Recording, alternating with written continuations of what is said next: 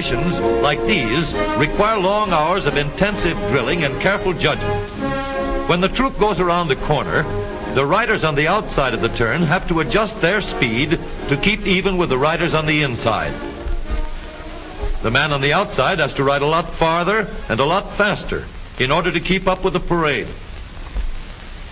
The outside wheels must spin faster than the wheels on the inside because they have a greater distance to travel in the same length of time.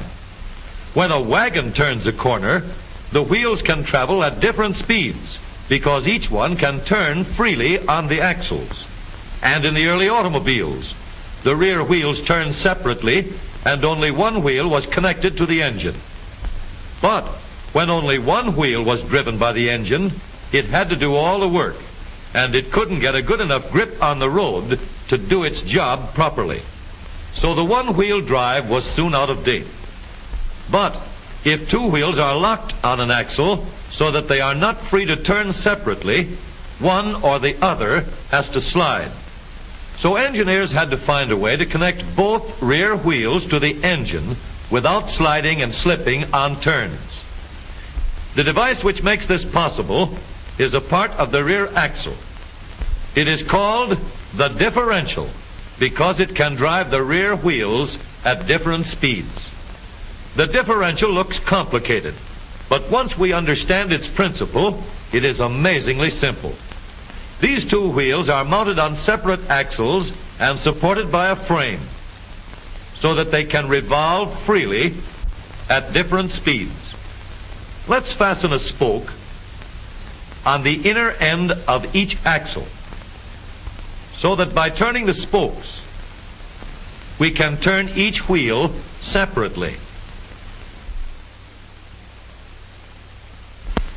With a bar or crosspiece, we can turn both wheels in the same direction at the same rate of speed. Let's get something to hold this bar in place so that it will press against the spokes. Notice that this support is not locked to the axle. It turns freely. Now we can spin the wheels by rotating the support. This is fine as long as both wheels are able to turn at the same speed. But let's see what happens when we go around the corner. With this arrangement, we cannot drive one wheel faster than the other. And if we stop one wheel, the other wheel won't budge. Let's put this bar on a pivot so that it can swing in either direction.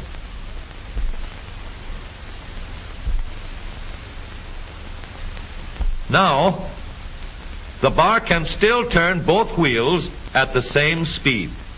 And because it pivots, it lets one wheel turn even when the other is stopped. But if turned too far, the bar will swing around until it won't drive the spokes that turn either wheel. We need another crossbar and more spokes to carry on the job. When we stop one wheel, the crossbars will continue to push the spokes of the free wheel around. As long as both wheels are free to turn, the bars do not swing on their pivot, and the wheels move at the same speed. Now we have the working principles of a differential. To adapt the model for use in an automobile, we will have to make a few changes. In order to reduce the jerky action caused by wide spaces between the spokes, we will put in more spokes. Further filling in the spaces between the spokes gives steadier, more continuous action, and changing the shape gives firm, constant contact. Now we can make the gears thicker and stronger, and we have differential gears. The edges are cut so that they will fit together more smoothly and silently, and another gear is added to share the work of driving the axles. The principle is the same. In order to turn the support and drive the wheels, we can fasten a large gear here, connected by a smaller gear to a source of power.